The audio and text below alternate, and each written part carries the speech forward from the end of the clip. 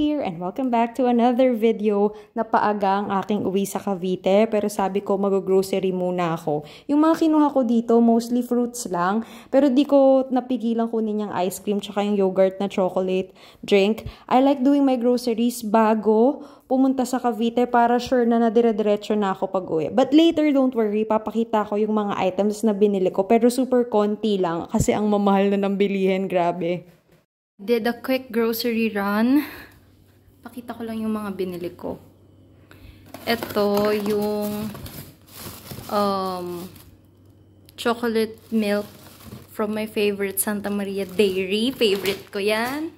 Tapos ang gusto ko lang talaga doon, kaya ako pumunta, para bumili talaga ng mga fruits. Kasi narealize ko parang mas mura pang bumili ng prutas sa grocery. So, wait, bumili rin ako. Ito, nung landers kami nung friend ko, si Angge. Ito na yung brand na binili namin. Tapos, napadaan ako dun sa aisle. And, sorry, ang hirap. Ayan siya.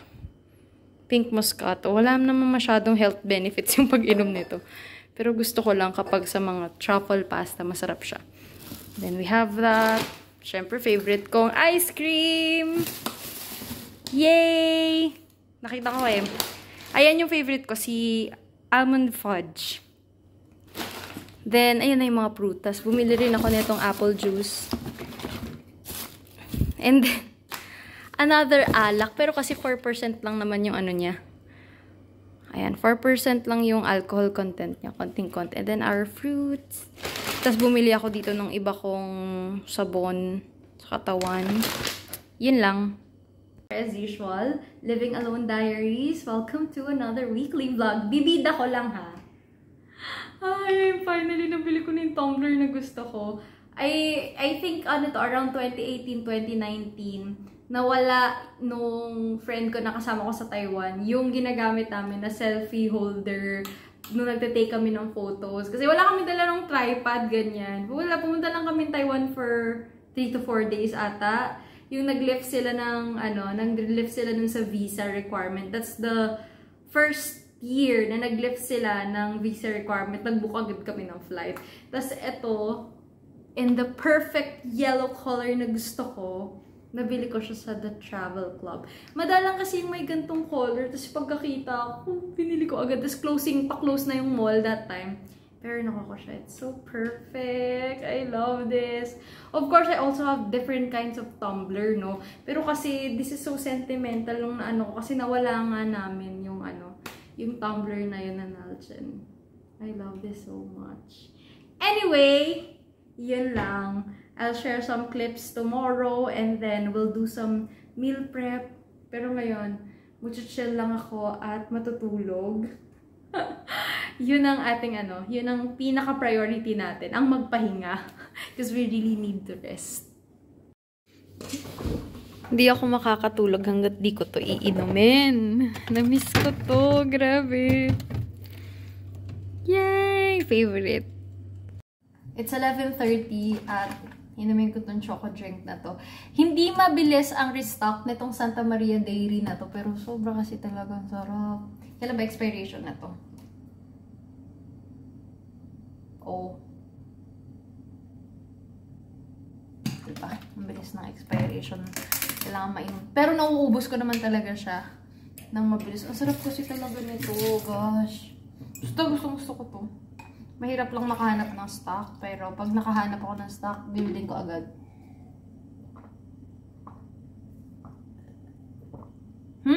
Sarap. Pag mga 11:30, ayoko na as much as possible na kukuha ng baso, ganyan.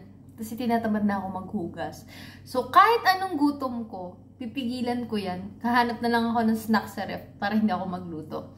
pinalaki kami ng, yung nanay ko, super niyan linis na tao. And nakita ko yun growing up, tita ko, lola ko, nanay ko. Sobrang nilang linis na mga tao na every time na paggabi na, gusto nila yung tipong wala nang hugasin, areglado na. Ngayon, naano ko siya, nadala ko siya ngayon sa akin. Kaya, minsan pag sinasabi ng tao na hindi ko ginagalaw yung mga gamit, hindi naman. Ginagalaw ko sila, talagang masinop lang talaga ako sa bahay kasi ganun ako pinalaki. So ngayon, nagugutom tayo, gusto kong magluto. Kaya naman sabi ko, bubuksan ko na lang to. Mawawala na sa isip ko. Alam mo, minsan paggabi naman kasi I already had dinner, nag-pizza wrap ako, tapos potato wedges, and then garlic bread. Ang sarap nung dinner ko. Nagkikrave lang talaga yung utak ko. Gusto ko ng noodles. Pero binablock ko yung idea. Sayo ako na magluto. Dahil nga, kapag na naman nagluto ako, ang dami kong huhugasin. And lumaki nga kasi ako na hindi ko siya huhugasan. Pinalaki kami na dapat before mag-sleep, malinis ang bahay, malinis ang katawan. Ayun. Mind over matter. Ayoko ng midnight snacks. Tapos sana yung kinikrave ko na lang chips, ganyan, di ba? Sana yun na lang iniisip kong gusto ko. Hindi gusto ko talaga ng noodles. Bakit ganon? Anyway, good night. So, di na natin natiis. Ito na lang. Sige na. Pagbigyan for midnight snack. Lagyan natin ng dip. Gusto ko may sausawan. Pero konti lang. Ay, dalawa. Ito na lang pala yung ko. Anyway. Hindi pa ako nakontento. Siyempre, I made it. Kasi gusto ko talaga. Last before I sleep. A spicy earth ko. Ay. Anyway, ayan siya.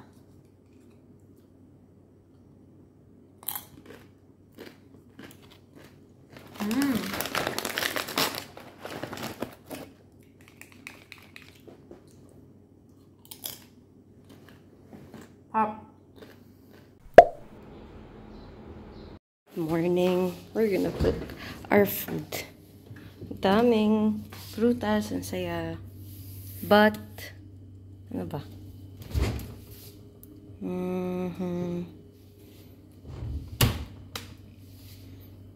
Sige.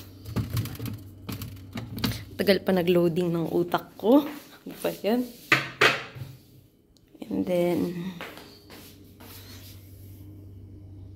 itong evaporado na to. What else should I be needing? Butter. Butter, okay lang. Ay, ito, truffle paste. Ito, sarap to. Damihan natin yan. Para masarap. And then, ating garlic. Ito ba yung gusto kong i-cook today? Or ito na lang? I think mag-chicken na lang ako. Yeah, mag-chicken na lang ako.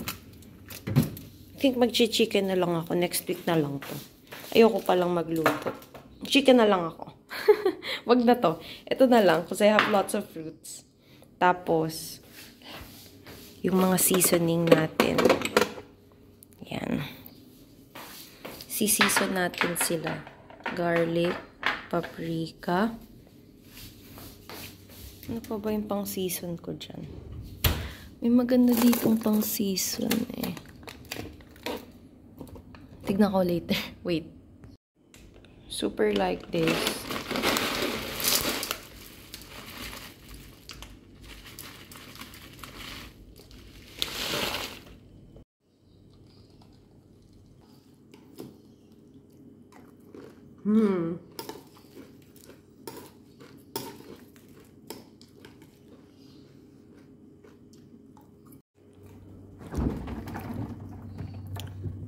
Ito, i-meal prep natin to, pero kuha lang ako na isa.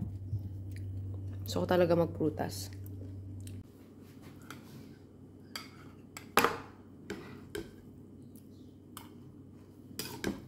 And finally, ang ating meat.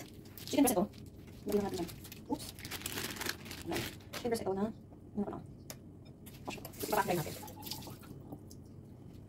have garlic powder, anis paprika, and then parsley leaves, tapos salt and pepper. Patay ko lang siya. Diba natin yung para makita nyo? Patay natin ito.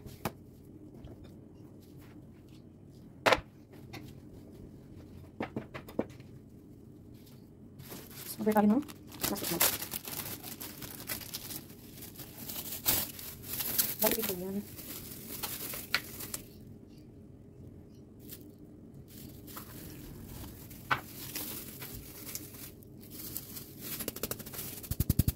Saka magtatusok. Lagi kasi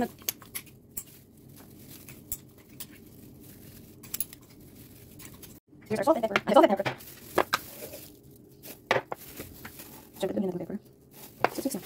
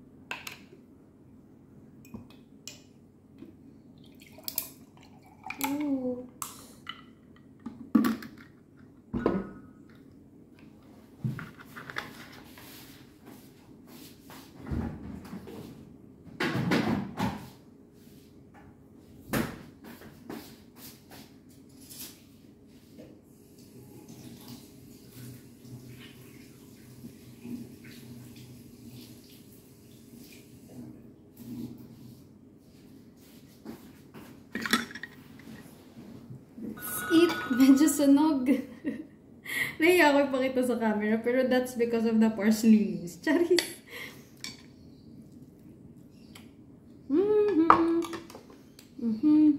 Masarap. Huwag din ang pansin niyo sunog.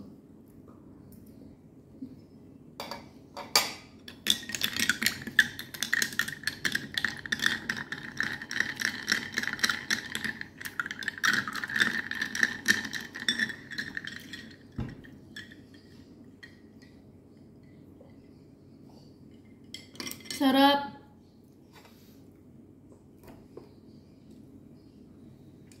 So, mag-shake tayo. Ganda na itong machine na to. From Hanabishi. I-set up lang natin yan. I think ito lang ito. Pwede na natin. Kasi ito ngayon hindi matamis. Wala na akong lalagyan na anything kundi sugar waring papas or anything. Ice. That's it. Product natin. So, lagyan natin ice. And then sugar. Then water. Something water. Pag wala akong ilalagay na ano. Wala akong ilalagay na anything na milk or what. Or masakit mas nalaman sa akin. It might. And then siguro water. Water. Cold water. Oops. Okay, that much. Pwede lang mag-brush up.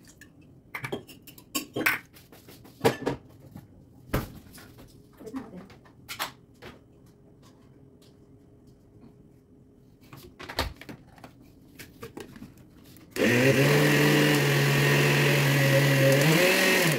Parang hindi siya nakaan. Nakatulog ako ng around 4:30, tapos nagising na lang ako 6:30. Ang sarap talaga ng nap. I don't usually sleep in the afternoon every weekend. Hindi ako ganun. Kasi mas nahirapan ako makatulog sa gabi. But kanina, after kong maghugas ng plato, Inantok na talaga ako. Parang yung antok ko. Hindi na talaga kaya. So yun, nag-ano na ako. Nagpadala na ako sa antok ko. Sige na, itulog ko na lang to sa isip ko. Ganyan. And now, I'll be fixing my receipts. Because that's what I do every weekend.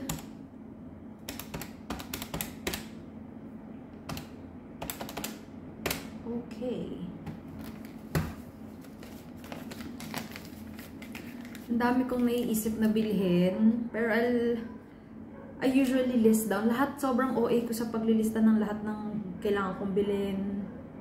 Kailangan kong tawag dito, i-prepare. Kasi gusto ko pinaghahandaan ko yung ano ko. Pinaghahandaan ko yung mga gusto kong bilhin. Kailan ko sila bibilhin para hindi ako nararattle sa mga gastos ganyan. That's what I like to do. So ayan, ngayon I stack them up here para lang maayos yung mga clips dito. Ilagay ko dyan.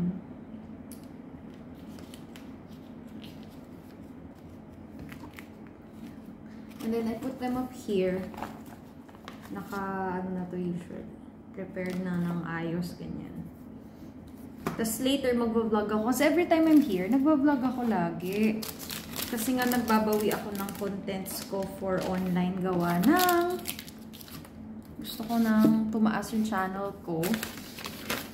And at the same time, parang ano ko na rin this year. Kasi hindi ko na-achieve yung goal ko for my YouTube channel last year. Gusto ko siyang ma-achieve now. Anyway, yun lang. I'll be fixing my receipts. Super dami nila. Ayan. They're all stacked up here. Kasi ito pa yung mga isusort ko. Nabayaran ko yung Meralco bill ko. Ang sarap sa feeling talaga kapag nagbabayad ka ng bill. Yeah, anyway, ayan. Binayaran ko yung Meralco ko.